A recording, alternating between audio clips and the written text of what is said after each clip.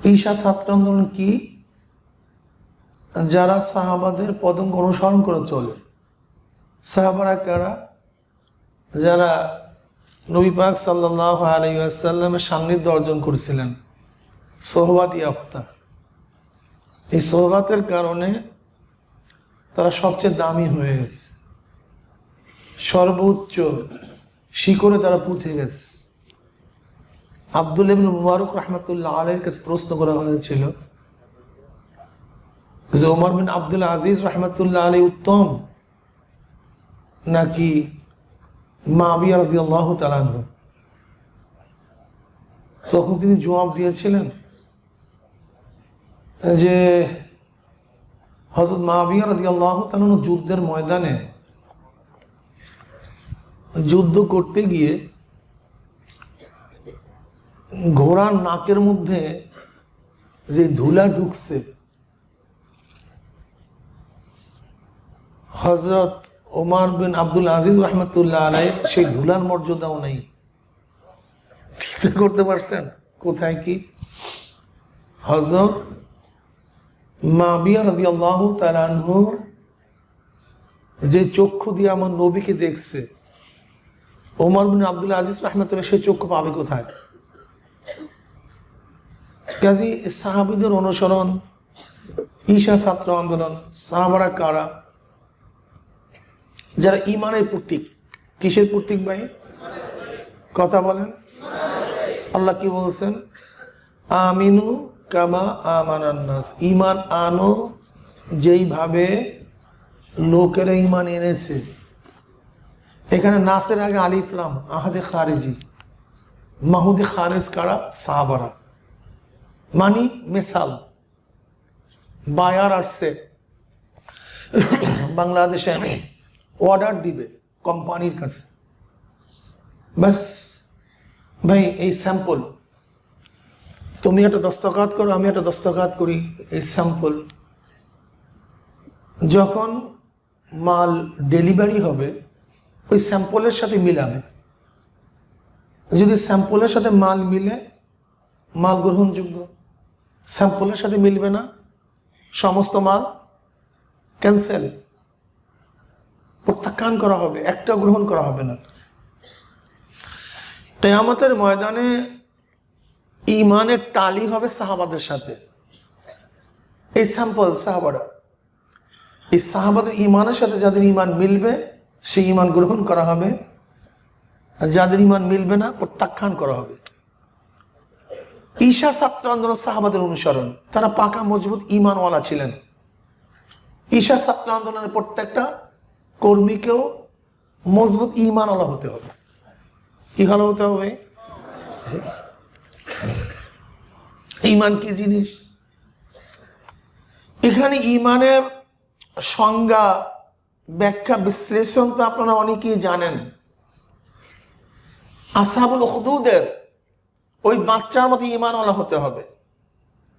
হযরত ঈসা আলাইহিস সালাতু ওয়াস সালামের মতো, হযরত মারিয়াম আলাইহিস সালাতু ওয়াস সালামের মতো, আসি আলাইহিস সালাতু ওয়াস সালামের মতো, নবী পাক সাল্লাল্লাহু আলাইহি ওয়াসাল্লাম, সাহাবায়ে কেরাম রিদওয়ানুল্লাহি তাআলা আজমাইন যে ঈমানের নজির পেশ করছেন, সেই ঈমানওয়ালা আপনাকে আমাকে হতে হবে। ঈমানওয়ালা হতে হবে ওমর ইবনে খাত্তাবের বোন সেই ফাতেমার মতো, যিনি মরতে রাজি কিন্তু কোরআনকে অপমান করতে রাজি না, সেই ঈমানওয়ালা হতে হবে। খুবাইব খাব্বাবের মতো ঈমানওয়ালা হতে হবে। মাজ মুআইয়িজের মতো ঈমানওয়ালা হতে হবে। হতে হবে আমাদেরকে এমন ঈমানওয়ালা যে হযরত হাসান রাদিয়াল্লাহু তাআলা আনহু মৃত্যুকে গ্রহণ করেছেন, কিন্তু কোন অবস্থাতেই অবৈধতার সাথে হাত করেননি। তাকে প্রস্তাব দিয়েছিল ওবাইদুল্লাহ ইবনে জিয়াদ, কি প্রস্তাব দিয়েছিল? তুমি আমার কাছে আসো, এই প্রস্তাব মেনে নাও। হযরত হুসাইন রাদিয়াল্লাহু বলছিলেন যে আমি মৃত্যুবরণ করতে পারি, কিন্তু কোন অপশক্তির কাছে আমি মাথা নত করতে পারি না।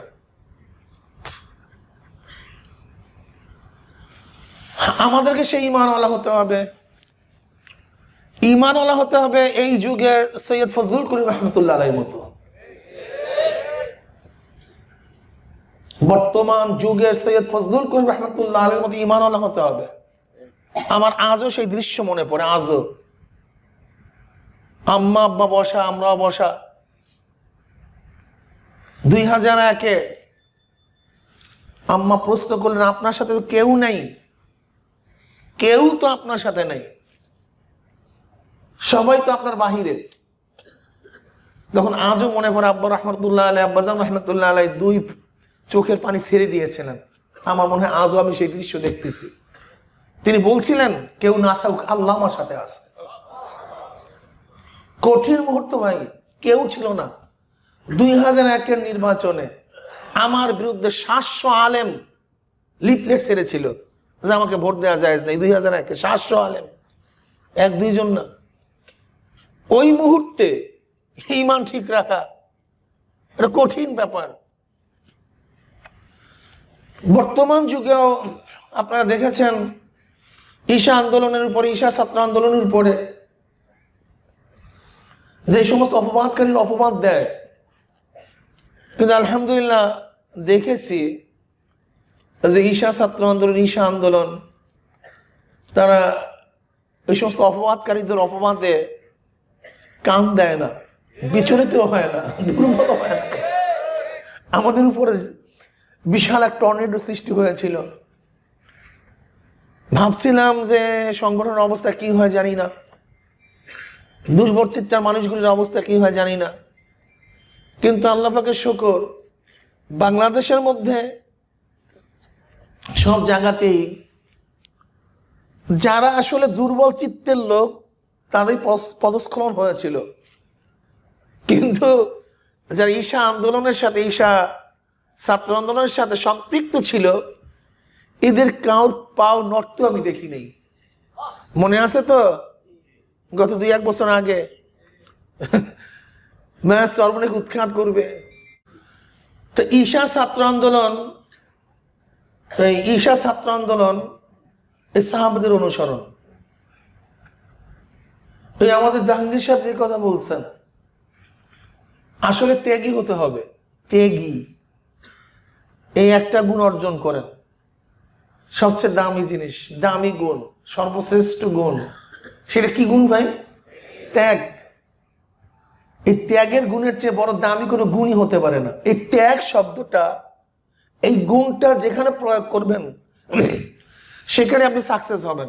যদি দুনিয়ার ব্যাপারে ত্যাগ প্রয়োগ করেন, আপনি দুনিয়াতে সাকসেস হবেন। পড়ার ব্যাপারে ত্যাগ করেন, ভালো ছাত্র হতে পারবেন। ব্যবসায়ী হওয়ার ব্যাপারে ত্যাগ করেন, ভালো ব্যবসায়ী হতে পারবেন। ভালো খেলোয়াড় হওয়ার জন্য ত্যাগ করেন, ভালো খেলোয়াড় হতে পারবেন। ভালো ড্যান্সার হওয়ার জন্য ত্যাগ করেন, ভালো ড্যান্সার হতে পারবেন। ভালো চোর হওয়ার জন্য, ডাকাত হওয়ার জন্য, গুন্ডা হওয়ার জন্য ত্যাগ করেন, আপনি ভালো একজন গুন্ডা হতে পারবেন। কি কথা বলেন না কেন? মানে ত্যাগ শব্দটা একটা দামি, যেখানে লাগান না কেন আপনি সে কাজে কামিয়াব হবেন। সেটা খারাপ কাজ হোক, ভালো কাজ হোক, দুনিয়ার কাজ হোক, আখিরাতের কাজ হোক।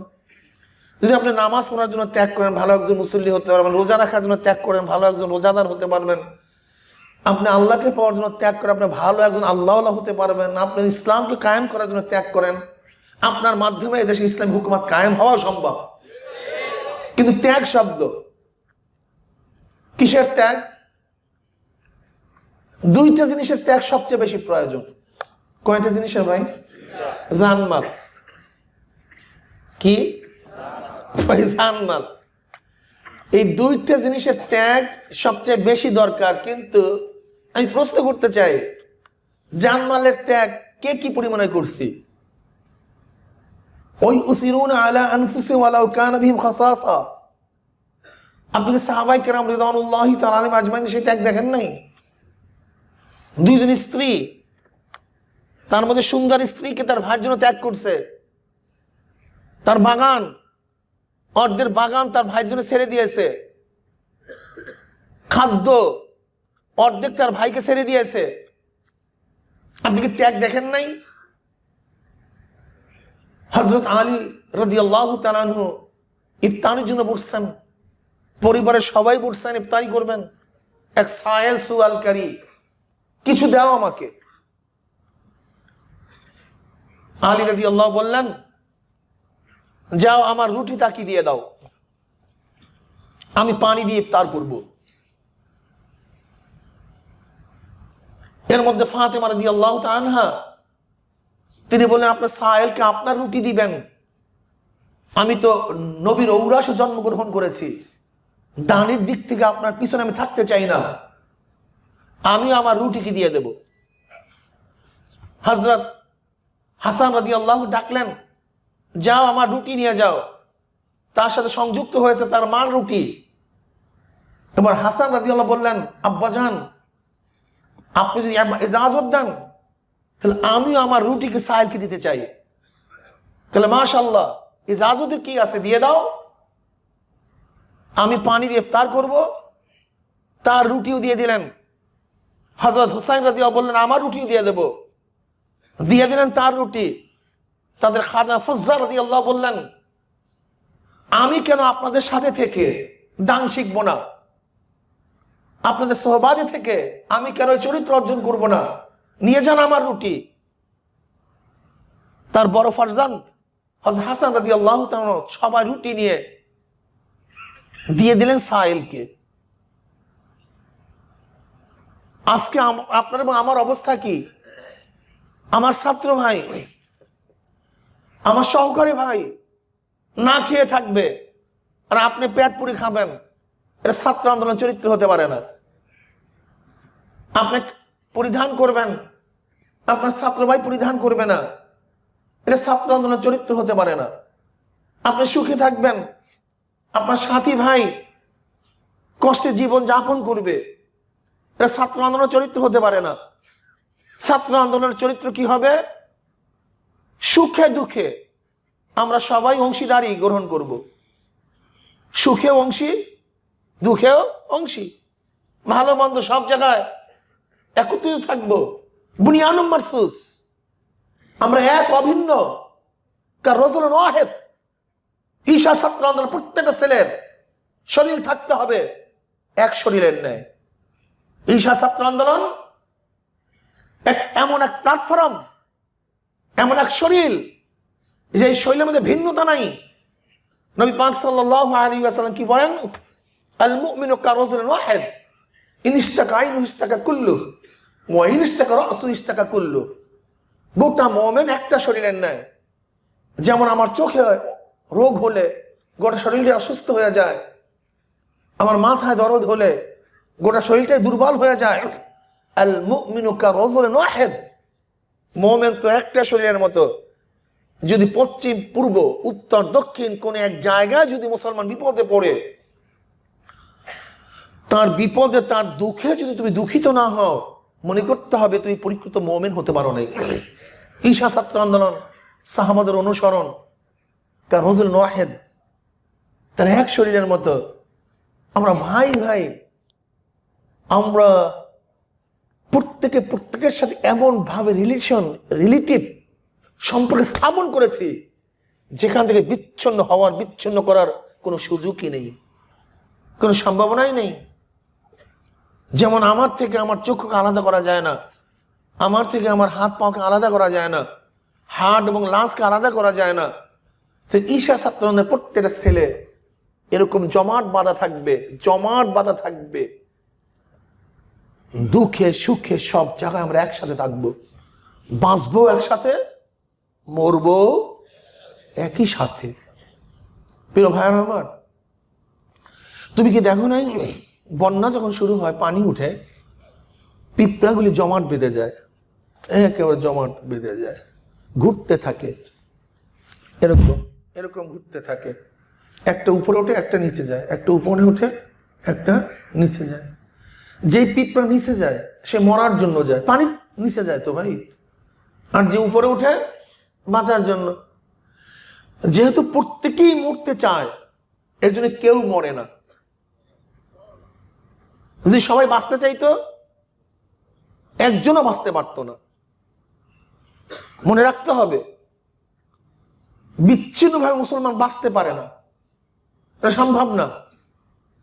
এই বিচ্ছিন্নতার কারণেই আজকে আমরা এত দুর্বল।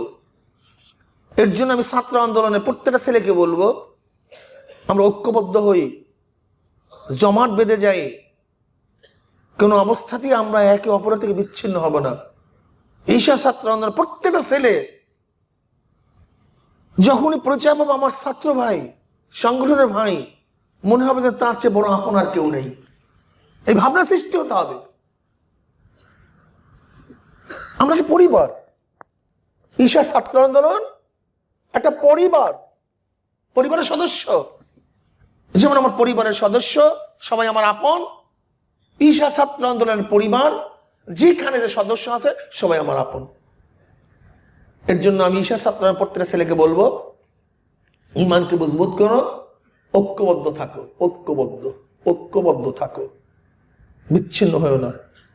প্রত্যেকে সহকারী হয়ে যাও, সহযোগী হয়ে যাও, দুঃখে সুখে একত্রিত হয়ে যাও। যদি আমরা এরকম হতে পারি তাহলে ইনশাআল্লাহ দেখবা আমরা কেউ দুঃখের মধ্যে থাকবো না, সবাই সুখে থাকবো। ঠিক না ভাই? আলহামদুলিল্লাহ। ত্যাগী কয়টা জিনিসের ত্যাগ ভাই? কি কি না ভাই? হ্যাঁ, জানমালের ত্যাগ করতে হবে। ভোগীদের জন্য ত্যাগ নাই, ত্যাগীদের জন্য ভোগ নেই। যারা ভোগী হয় তাদের চিন্তা মানে ভোগ, এদের দ্বারা খেদমত হওয়া সম্ভব না। আজকে বিভিন্ন সংগঠন তাদের সূচনাই ভোগ, সূচনাটাই ছাত্রলীগ, ছাত্রদল, অমুক তমুক। আমি যদি হতে পারি কি হব? আমি প্রেসিডেন্ট হব, সেক্রেটারি হব, এই এলাকার যত চাঁদা সব আমার, যত টেন্ডার সব আমার, যত গুন্ডামির টাকা সব আমার, যত ভাগাভাগির অর্থ সব আমার। শুরুটাই হলো ভোগ দিয়া। আর ঈশা ছাত্র আন্দোলনের শুরুটাই হলো ত্যাগ দিয়া। আলহামদুলিল্লাহ, এখানে আসছি ত্যাগ, বাড়িতে যাবো ত্যাগ, নাস্তার পয়সা নেই। কত এরকম ঘটনা আসছে আমার ঈশা ছাত্র আন্দোলনের ছেলেদের। আলহামদুলিল্লাহ কিছুটা হলো নমুনা আছে। আসছে ছাত্র ভাইয়ের কাছে নাস্তার টাকা নেই, যার কাছে আসছে সে নাস্তা খাওয়াইছে। কি ভাই আপনাকে? ভাই আমি তো খেয়ে হয়তো, মানে এমন ভাবে ভাব করছে মনে হয় সে নাস্তা খেয়ে ফেলছে, অথচ যে তাকে নাস্তা আপ্যায়ন করছে তার কাছে দ্বিতীয় নাস্তা করার টাকাই নেই, সাথী ভাইকে খাওয়াই দিছে। আলহামদুলিল্লাহ, আল্লাহ পাকের শুকুর আল্লাহ পাকের। এরকম ঈশা ছাত্র আন্দোলনের অনেক ঘটনা আছে। তা আমার কথা হলো যে তোমাদেরকে আখলাকি হতে হবে, ত্যাগী হতে হবে, কষ্ট করতে হবে। কষ্ট ছাড়া হবে না, সাধনা ছাড়া হয় না, সাধনা ছাড়া কোনো কিছুই হয় না। আমরা মনে আছে, আমরা যখনই লঞ্চে চড়তাম আমরা প্রথম মার্ক করতাম কোন জায়গায় ছাত্র আছে কিনা। আমাদের প্রথম মার্কই থাকতো কোন ছাত্র আছে কিনা, পুরো লঞ্চে কতজন আছে। আমরা সেখানে গিয়ে বসতাম ভাগ হইয়া, জাকারিয়া ভাই তুমি ওখানে যাও, ওই এবিএম জাকারিয়া ও আমার সাথী, এখন যে মহানগরের সেক্রেটারি, ও আমার সাথী। তা ওই জাকারিয়া বললাম তুই ওইখানে যা, এই জাকারিয়া বলে এখানে বল। এরকম ভাগ হয়ে বসতাম। এরপর বাদাম নিতাম বা কিছু নিতাম, পাশে বসে খাইতাম। ও তো খাইতে চাইতো না। ভাই হালাল পয়সার কোনো অসুবিধা নেই, সমস্যা নেই। এরকম একটু যখনই কইতাম তখন একটু লজ্জাও পাইতো, ধরতো একটা বাদাম। তো একটা বাদাম ধরলে তো বাস কথা কর সূচনা হয়, কোথায় বাড়ি ভাই, কোথায় পড়েন, কি করেন, যাচ্ছেন কোথায়, যাবেন কোথায়। আর আমাদের যারা সংগঠন করিয়ে তো আট ভিন্ন থাকে, কথা ঠিক না? সংগঠনের ছেলেদের আট মাঠ আছে, তো আমরা এইভাবে আটে ফালাই দিতাম। বাস এরকম ভাবে তাদের সাথে গল্প জুড়তাম। আমি কি করি বা ছাত্র সংগঠন এই সমস্ত কোনো দাওয়া দিতাম না। এটা ফার্স্ট তোমাদের কাজ। প্রথমে তুমি সে কোন মাইন্ডে তুমি জানোই তো না, প্রথম তাকে সম্পর্ক করা, সম্পর্ক স্থাপন করা, এটা প্রথম দায়িত্ব, সম্পর্ক করা। বাস আমরা এরকম সম্পর্ক করতাম, ধরো 2 ঘন্টা 3 ঘন্টা সময় পেতাম। শেষের দিকে যখন দেখি যে না আলহামদুলিল্লাহ ভালো অবস্থা, তখন বরিশালে একটা পরিচয় দিতাম যে ভাই ওই জায়গায় আসেন, ওখানে আসেন, এইভাবে আমরা ছাত্র কালেকশন করতাম। আমাদের দিমাগটাই ছিল সংগ্রহ, দিমাগটাই সংগ্রহ, ছাত্র সংগ্রহ করতে হবে, আমার সদস্য বাড়াতে হবে, এটা প্রতিযোগিতা। ওই মাথার মধ্যে ভাব, আমি যদি একজনকে দাওয়াত দিতে পারি, ও জিন্দিগিতে যত ভালো কাজ করবে তার অংশীয় আমি। আদ-দাল্লু আলা খায়রিন কাফাইলিহি, এই সেন্সটা মাথার মধ্যে থাকতে হবে। এই সেন্সটা যে মাথার মধ্যে থাকে, তাহলে আমাকে স্পিড বাড়ায় দিবে সংগ্রহ করার জন্য, কথা ঠিক না? তো ঈশা ছাত্র প্রত্যেকটা সেলের খেয়াল থাকতে হবে সংগ্রহ, আমাকে ছাত্র কালেকশন করতে হবে, ক্লিয়ার কাট কথা। এইটি আমার পুঁজি, এইটি আমার ব্যবসা। আমার ব্যবসা বাণিজ্যই ছাত্র সংগ্রহ করা। যেরকম মধু সংগ্রহ করে সংগ্রহিতা, সে মধু কোথায় পাওয়া যায় তার খেয়াল এইদিকে, এইদিকে খেয়াল। কিভাবে জানো তুমি? সুন্দরবনে মধু কিভাবে কাটে তুমি জানো? জানো না। মধু যারা আহরণ করে, ওদের খেয়াল থাকে পোকার দিকে, সবসময় এরকম উপরের দিকে তাকানো থাকে। ওরা দেখে পোকাগুলি কোথায় যাইতেছে, এরকম সবসময় তাকানো থাকে উপরের দিকে, পোকা কোথায় যাচ্ছে। ঠিক ওই পোকার পিছনে পিছনে ওরা ছুটে। কেন? জঙ্গলের মধ্যে কোন জায়গায় মধু পোকা বাসা দেখা যায় না, তারা পোকা লক্ষ্য করে। ওই পোকা যেখানে যায় সেখানে গিয়ে তারা মধুর চাক কাটে। দেখেন, একজন মধুর চাক যে সংগ্রহ করে, তার টার্গেট মধুর চাক কোথায় পাওয়া যায়, এটা বের করবো কিভাবে, ওই পোকা কোথায় যায়। ঠিক তোমাকে আমাকেও এই ছাত্র সংগ্রহের পিছনে এরকম ঘুরতে হবে, তাকায় থাকতে হবে, কোথায় ছাত্র পাওয়া যায়, কিভাবে পাওয়া যায়, কিভাবে কালেকশন করা যায়, কিভাবে আনা যায়, কোন যুক্তিতে আনা যায়। তোমার ব্যবসায়ী এইটা, তোমার পুঁজি এইটা, তোমার বাণিজ্য এইটা। যদি এইভাবে ইনশাআল্লাহ টার্গেট নিয়ে কাজ করতে পারি, তা আশা করি আজকে হোক কালকে হোক আমরা কামিয়াব হবই। আর শোনো, আমাদের হারার কোনো সাবজেক্ট নেই ইসলামের মধ্যে, এটা তোমাদের মাথায় রাখতে হবে। হতাশা, নৈরাশ্য এটা ইসলামের জগতের মধ্যেই নেই। এটা একেবারে অ্যাভয়েড করে দাও, এটা সংবিধান থেকে তুলে দাও। ইসলামের জগতে হারার কোনো সাবজেক্টই নেই। তুমি যুদ্ধ করতে গিয়ে যদি শহীদ হও, তুমি হারছো ভাই, তো হারার সাবজেক্ট কোথায়? আমাদের হারার কোনো সাবজেক্ট নেই। এই তোমরা এখানে আসছো, বাস তোমরা কিন্তু কামিয়াব হয়ে গেছে, কামিয়াব হয়ে গেছে। মাগবাররাত কদম আবদিন ফি সাবিলিল্লাহ ফাতামাসসাহুন নার, লা গাদওয়াতুন আও রাওহাতুন ফি সাবিলিল্লাহ খায়রুম মিনাদ দুনিয়া ওয়া মা ফিহা ওয়া ফি রাওয়ায়াতিন ওয়া মা আলাইহা। সন্ধ্যার থেকে কিছু অংশ, ভোরের থেকে কিছু অংশ যদি আল্লাহর জন্য, আল্লাহর হুকুমতকে কায়েম করার জন্য ব্যয় করতে পারেন, তাহলে দুনিয়া এবং দুনিয়ার মধ্যে যাহা কিছু তার চেয়ে উত্তম। আপনার হারার সাবজেক্ট কোথায়? ইসলামে জগতে হারার কোনো সাবজেক্ট নেই। সেহেতু ঈশা ছাত্র আন্দোলন প্রত্যেকটা ছেলেকে টার্গেট ভিত্তিক কাজ করতে হবে। এই মক্তবে ফার্স্ট কে হয়েছে, প্রাইমারিতে কে ফার্স্ট হয়েছে, হেফজুখানে কোন ছেলেটা 1 বছর 2 বছর হাফেজ হয়ে গেছে, এই হাই স্কুলে এবার ফার্স্ট কে হয়েছে। এরকম ভাবে মেধাবী ছাত্র, সব ধরনের ছাত্রই ঈশা ছাত্র আন্দোলন মেধাবীদের সঙ্গে, এটা ভুল একটা স্লোগান। কেন? এখানে যারা মেধাবী না তারা কি এখানে ঈশা ছাত্র আন্দোলন করবে না? তুমি তা খাস করলা কিভাবে? মেধাবীর অংশ বেশিকরণ করে এটা বলো, কিন্তু তা খাস করো না। এটার মধ্যে উমুমিয়াত থাকে না, তোমার স্লোগানের মধ্যে থাকতে হবে উমুমিয়াত, যেখানে সবাই অংশগ্রহণ করতে পারবে। যদি তুমি এই স্লোগান দাও ঈশা ছাত্র আন্দোলন মেধাবীদের সংগঠন, তা আমি মেধাহীন, আমি এখানে বসলে আমি লজ্জা পাইতেছি না? তা তুমি আমাকে লজ্জা দিলা কেন? তোমার স্লোগানে কি আমার লজ্জা দিলা? আমি এখানে আগ্রহীশীল হব আসার জন্য। আর মেধা বলতে তুমি কি বুঝো? শোনো, পড়ার মেধা, পড়ানোর মেধা আর রাজনীতির মেধা এক হয় না। তোমরা এখানেই ভুল করতেছো। শেখ সাহেব কিন্তু কয়েকবার ফেল করছে, উনিকে মাস্টার্স পাস করতে পারে নাই, উনিকে অনার্স মাস্টার পাস করছে, বিএ পাস। আমি কথাটা বুঝাতে পারি নাই। এটা হয়তো ওনার রোগ হয়েছিল, ছাত্র জীবনে ছোটবেলায় রোগ হয়েছিল, ওনার নিজের অসমাপ্ত আত্মজীবনের মধ্যে নিজে লিখছে। আমি সেই কথাটাই বলতে চাই, অসমাপ্ত আত্মজীবনের মধ্যে নিজে লিখছে। তাই যাই হোক, কিন্তু সে লিডারের দিক থেকে ভালো, লিডারের দিক থেকে।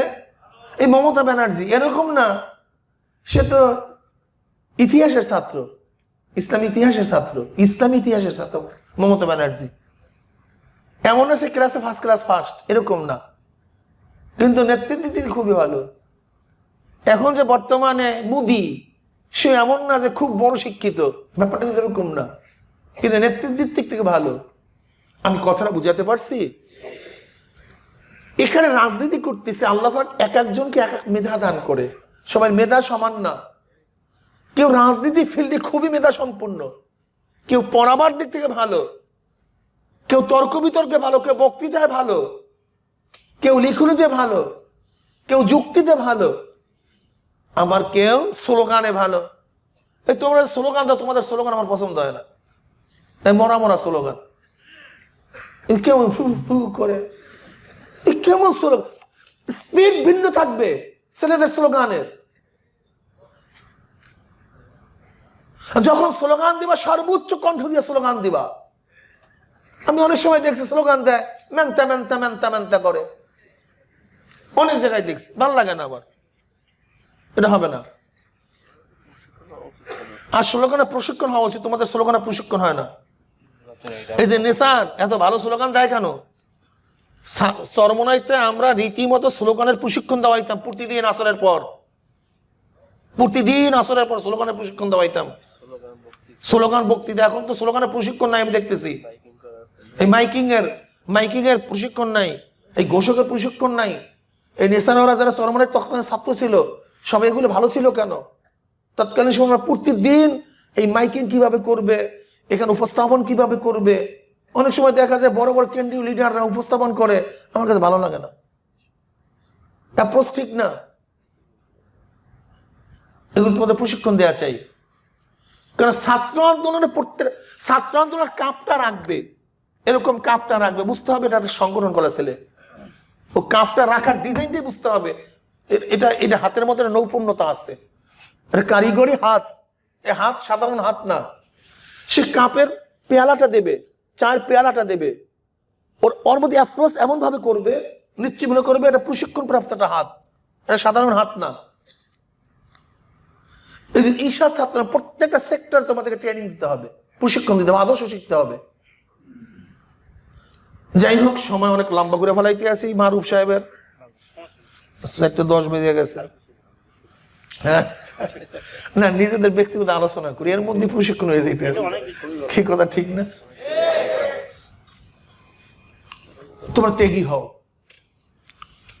আর ওরা যেভাবে আক্রমণ করে ফেসবুকে টেসবুকে একেবারে উলঙ্গ ভাষায়, তোমরা এইভাবে কইরো না, এটা ভালো লাগে না আমার কাছে। ওদের পুঁজি হলে গালাগালি করা, তোমার আমার পুঁজি কি গালাগালি করা বলো? ওদের কাছেই পুঁজি গিবা শেখায়াত করা। দুইজনে মারামারি ধরছে, একজনে নিচে পড়ে গেছে। এখন যে নিজে পড়ছে সে উপরের ব্যক্তিকে বলতেছে, বোঝো কেমন রৌদ্রের অবস্থা। কি এখন কেউ পুঁজি এইটা। এখন তারা তো এইভাবে বলবি। আমি মনে করি তোমরা ওদের ভাষা জবাব না দেয়া, আল্লাহ মাফ করে দেও, ওদের ভাষা জবাব না দেয়া, বরং ওরা তোমাকে যতই গালি দেখ না কেন, তুমি ভদ্র ভাষায় তাদেরকে জবাব দেওয়ার চেষ্টা করো। গালি এটা আমি পছন্দ করি না, এটা ঠিক না, এটা সুন্নাতের খেলাফ। ওরা যে অভদ্র ভাষায় গালি দিবে, তুমি কোনো অবস্থাতে সে অভদ্র ভাষায় গালি দিতে পারো না, ঠিক না? আর একটা কথা মনে রাখতে হবে, কিছু কিছু জবাব আছে যে জবাবটা বিচ্ছিন্নভাবে দেয়া ঠিক না। তুমি যে জবাবটা সেটাও তো ভুল, তার একজনের ভুলের জবাব তুমি দিলা কিভাবে? আমি কথাটা বুঝাতে পারি নাই। একজনে তোমাকে একটা কথা বলছে, তুমি তার ভুল শুধরাবার জন্য জবাব দিছো, তোমার জবাবটা তো ভুল, তাহলে সে হাস্যকর অবস্থা হয় না? বরং তোমাদের সংগঠনের উপরে যদি কেউ কোনো মন্তব্য বা সুয়াল প্রশ্ন করে, তুমি যদি না জানো, ফাসআলু আহলা যিকরি ইন কুনতুম লা তা'লামুন, তোমার কাজ হবে এই বিষয়ে যে পারদর্শী। আমিও তো মারুফ কোন সময় বলি, মারুফ তুমি এই বিষয়টা লেখা দিও তো, তুমি এই বিষয়ে আমাকে তথ্য দিও তো, কারণ ওই তথ্য আমার সংগ্রহ করতে আমার বহু সময় লস। আমার সহজ এই বিষয়ে যারা পারদর্শী ওদেরকে যদি আমি এটা বলি তুমি এই বিষয়ে আমাকে একটা তথ্য দাও, তাহলে আমার জন্য সহজ হয়ে যায় না ভাই? তারও জ্ঞানের পরিধি বাড়ে না? তা আমার কথা যে ফাসআলু আহলা যিকরি ইন কুনতুম লা তা'লামুন, তুমি যেই বিষয়ে জানো না, যারা জানে তার কাছে প্রশ্ন করো। তোমরা অনেক সময় লিখালিখি করো, দেখা যায় তোমার লিখুনিতে ওরা হাসে যে এই তোমাদের মান, এই তোমাদের মর্যাদা অবস্থা। আবার দেখা যায় ফেসবুকের মধ্যে ঈশা আন্দোলন প্ল্যাটফর্ম, ইসলামী আন্দোলন প্ল্যাটফর্ম, আবার হাত পাকে একটা ছবি দিয়া, আমাদের ছবি দিয়া, সেখানে যে সমস্ত গালাগালি করে, এই অনুমতি তোমাকে কে দিছে? ইসলামী আন্দোলন প্ল্যাটফর্ম তোমাকে লিখতে, হাত পাকা ছবি দিয়া, আমাদের ছবি দিয়া, আমি চরমনের সমর্থক, আমি অমুক তমুক। সেখানে তুমি সমর্থক লেখা, ঈশা আন্দোলনের প্ল্যাটফর্ম লেখা, তুমি কথা বা কথন বক্তৃতা করতেছো সব ঈশা আন্দোলনের খেলাফ, তাদের উল্টা, তাদের মতের খেলাফ। এটা ঠিক না। অথেন্টিক জবাব দেওয়া চাই, যৌক্তিক জবাব চাই, তাত্ত্বিক জবাব চাই, দালাইলিক জবাব দেওয়া চাই। জবাবগুলো দালাইলিক হতে হবে, অথেন্টিক হতে হবে, যৌক্তিক হতে হবে, রেফারেন্স থাকতে হবে। এইভাবে যদি তোমরা কাজ করো, ফেসবুক বিশাল এক মাধ্যম বর্তমানে।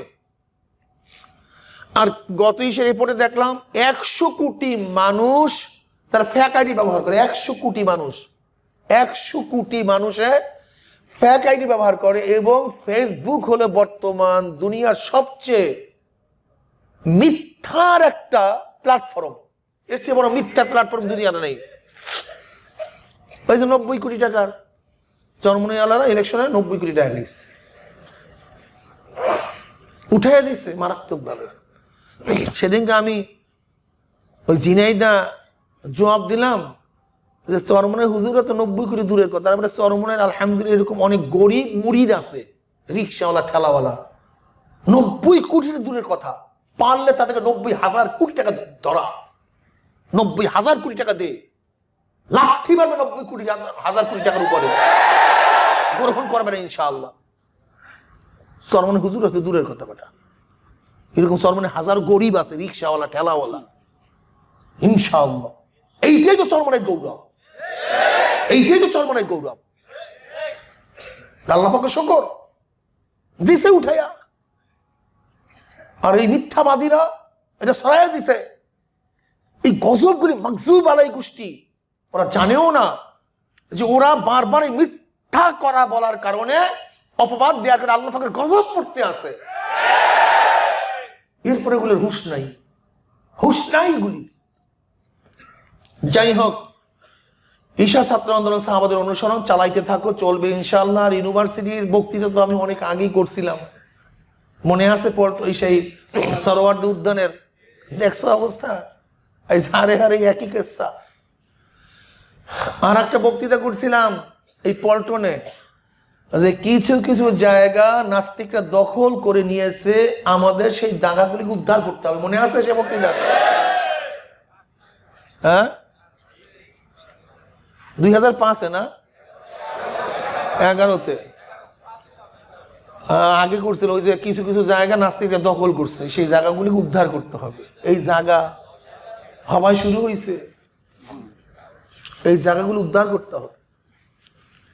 কত বড় স্পর্ধা! নব সৈয়ুল্লাহর ইউনিভার্সিটিতে নাস্তিকের গোষ্ঠী বাসা বাঁধবে, এটা সহ্য করা যায় না, সহ্য করতে পারতেছি না। কিন্তু খবরদার মনে রাখতে হবে, যেই পাথর তোলার সময় হয় নাই, সেই পাথর চুমা দিয়ে রেখে দাও, সময় মতো তুলবো। কথাটা বুঝাতে পারছি? दस्त दस्त है दरिया भी नहीं सोरे हमने বাহরে জুলমত মে দৌড়া দেয়া ঘোরা हमने। সময় আসতেছে ইনশাআল্লাহ নাস্তিকের গোষ্ঠী বাংলাদেশে উৎখাত করতেই হবে ইনশাআল্লাহ। গোষ্ঠী খুব মারাত্মক খারাপ, স্পর্ধা বেড়ে গিয়েছে। আর বর্তমান বাংলাদেশের রাজনৈতিক প্রেক্ষাপট অবস্থা তো তোমরা ভালোই জানো। আলহামদুলিল্লাহ আল্লাহ এই বেচারাকে কি দিয়া বানাইছে, মেটাল ভিন্ন এক মেটালই হবে, স্পেশাল মেটালই হবে। এই মেটালগুলো কোন মানুষ আল্লাহ নাকে বানাইছে, এই কোথার থেকে আওয়ামী লীগ চুজ করছে। ধন্যবাদ শেখ হাসিনাকে। কি ধন্যবাদ। আমাদের বরিশালের মানুষ তো এরকম নির্লজ্জ হয় না সাধারণত, কোথার থেকে আল্লাহ জানে। যাই হোক না, বরিশালের মানুষ এমনি প্রতিবাদী হয়। দেখেন সবাই শেরবাংলা ফজলা ঘোষদি এরা সব প্রতিবাদী, এরা মাথা নত কম করে। কিন্তু এই লোকটাকে কোথার থেকে, ধন্যবাদ শেখ হাসিনাকে, ভালো একজন তল্পিবাহক, চাটুকার এবং এত নতজানু শিকারকৃত কোনো মানুষ দুনিয়াতে জন্ম হয়েছে আমার জানা নেই। এই বেচারার অবস্থা হলো, আমাদের বাংলাদেশের অবস্থা, আওয়ামী লীগ সরকারের অবস্থাটাই হলো এই, তুমি দেখবা ভোরবেলা সূর্য উঠছে আর টেলিভিশনে দেখবা আজকে সূর্য দেখা যায় নাই, কোথাও সূর্য দেখা যায় নাই, মেঘাচ্ছন্ন গোটা বাংলাদেশ। মানে তুমি সূর্যের দিকে তাকায় আছো আর পাশে তোমার টেলিভিশন, মানে তোমার সূর্যের চক্ষু আর টেলিভিশনের চক্ষু এক না। আমি বাস্তবে দেখবা সূর্য আছে, টেলিভিশনে সূর্য নাই। এটা হলো আওয়ামী লীগ সরকার, মারাত্মক একটা খুব ভালো সরকার। যাই হোক, আল্লাহ আমাদের সবাইকে নাজাত দেন।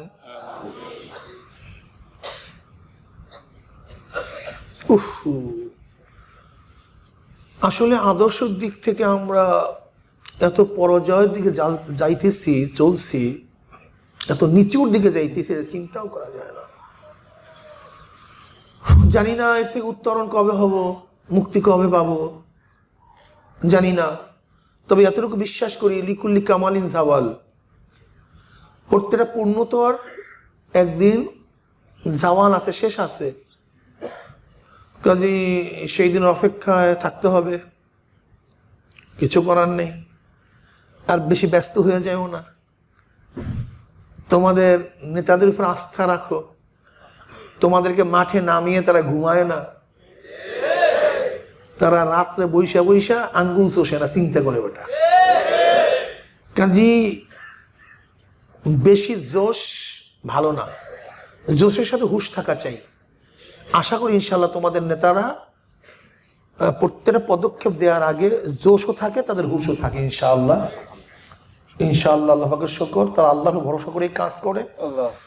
তোমরা চলতে থাকো, আমরা ইনশাআল্লাহ নীতি নির্ধারক যারা আছি আল্লাহর ভরসা করে এই জাহাজকে তার গন্তব্য পৌঁছাবার জন্য যেই পলিসির প্রয়োজন, সেই পলিসি তারা সবসময় সংগ্রহ করে, গ্রহণ করে, সেই পলিসি অনুযায়ী তারা কাজও করে। কাজী ফট করে এরকম না, এইটা করলো না কেন, এইটা হইলো না কেন, এইটা এখন ইস্যু করেন না কেন, এইটা ঘোষণা দেয় না কেন, এইটা এইরকম করেন না কেন, এই চিন্তা তোমাদের নেই। তোমাদের কাম হলো ছাত্র সংগ্রহ করা। কথা বুঝেন নাই? পলিসি অ্যাডাপ্ট করা তোমাদের দায়িত্ব না। আল্লাহ পাক আমাকেও আমাদের সবাইকে কবুল করে নেন। ঈশা ছাত্র আন্দোলনকে আল্লাহ পাক পূর্ণ জাগ্রত করে দেন, শক্তিশালী করে দেন। আরে ভাই, ঈশা ছাত্র আন্দোলন তো ফাউন্ডেশন, এর হলো ভিত্তি। ঈশা ছাত্র আন্দোলনের ছেলেরা যেখানে আছে বর্তমানে, যেই কমিটিতে আছে, সেই কমিটি সবচেয়ে সুন্দর, স্বচ্ছ। কি সাংগঠনিক সম্পাদক স্যার, যেখানে ঈশা ছাত্র আন্দোলনের ছেলেরা দায়িত্ব পালন করতেছে, সেই কমিটি সুন্দর। কারণ পিওর লাইনের, তো ভেজাল মুক্ত, পিওর লাইন থেকে আসছে। আর অন্য অন্য জায়গার থেকে যারা আমরা আসছে, এটা পিওর লাইনের না, কিছুটা হলো গ্যাঞ্জাম লাইনের। গ্যাঞ্জাম লাইন বুঝেন নাই? কেউ ছিল একদিন আওয়ামী লীগ, জার্ম ভুলতে পারে না, কেউ ছিল বিএনপি এখনো জার্ম কিছুটা আছে, কেউ ছিল জাসদ সেই জার্ম এখনো উদ্গা দেয়, ক্যান্সার রক্ত, কেউ ছিল জামাত মাঝে মাঝে ভাইসা ওঠে, কথা ঠিক না? কিন্তু ঈশা ছাত্র পিওর নাই। এখানে আওয়ামী লীগের জাম নাই, বিএনপির জাম নাই, জাতীয় পার্টির জাম নাই, জামাতের জাম নাই, জাসদের জাম নাই, নাস্তিকদের জাম নাই। এদের কাজ স্বচ্ছ হয়, সুন্দর হয়। আমি বিশ্বাস করি ঈশা ছাত্র আন্দোলনের ছেলেরা যখন নেতৃত্ব বাংলাদেশে নেবে তখনই স্বচ্ছ সুন্দর এক বিপ্লব হওয়া সম্ভব। আর এরা যতক্ষণ পর্যন্ত নেতৃত্ব দিবে না ততক্ষণ পর্যন্ত ইসলাম বিপ্লব খুবই কঠিন। এর জন্য আমি তোমাদেরকে বলবো, সব মুজাহিদ কমিটি তোমাদের, ঈশা আন্দোলন তোমাদের, শ্রমিক আন্দোলন তোমাদের, যুব আন্দোলন তোমাদের, কোরআন শিক্ষা বোর্ড তোমাদের, কথা ঠিক না ভাই? হালকা জিগির, মাসিক ইজতেমা, এই মাহফিল তাজকিয়ার কাজগুলি তোমাদের কি করতে হবে? আল্লাহ আমাকে এবং আমাদের সবাইকে এই সংগঠনকে সাথে নিয়ে কাজ করার তৌফিক দান করেন। আল্লাহুম্মা আমিন। রব্বানা যালামনা আনফুসানা ওয়া ইন লাম তাগফির লানা ওয়া তারহামনা লানাকুনান্না মিনাল খাসিরিন। রব্বানা আতিনা ফিদ দুনিয়া হাসানাতাও ওয়া ফিল আখিরাতি হাসানাতাও ওয়া কিনা আযাবান্নার। আল্লাহুম্মা আহফাজনা মিন কুল্লি বালাইদ দুনিয়া ওয়া আযাবিল আখিরাহ। اللهم احفظنا من كل بلاء الدنيا وعذاب الآخرة. اللهم احفظنا من كل بلاء الدنيا وعذاب الآخرة. আল্লাহ আমাদের গুনাহ খাতা মাফ করে দেন, আল্লাহ আমাদের গুনাহ খাতা মাফ করে দেন, আল্লাহ আমাদের গুনাহ খাতা মাফ করে দেন। আল্লাহ গুনাহ থেকে বাঁচিয়ে থাকার তৌফিক দিয়া দেন, আল্লাহ গুনাহ থেকে বাঁচিয়ে থাকার তৌফিক দিয়া দেন। আল্লাহ আপনার জমিনে আপনার হুকুমত, ইসলাম হুকুমত কায়েম করে দেন। ইসলাম হুকুমতের জন্য সাহাবায়ে কেরামদের নমুনা সহিবে জদ্দোজাহাদ করার তৌফিক দিয়া দেন। আল্লাহ সংগঠনকে আপনি কামিয়াব করে দেন, আল্লাহ সংগঠনকে আপনি কামিয়াব করে দেন। রব্বিরহামহুমা কামা রাব্বায়ানি সগীরা। সুবহানা রাব্বিকা রাব্বিল ইজ্জাতি আম্মা ইয়াসিফুন।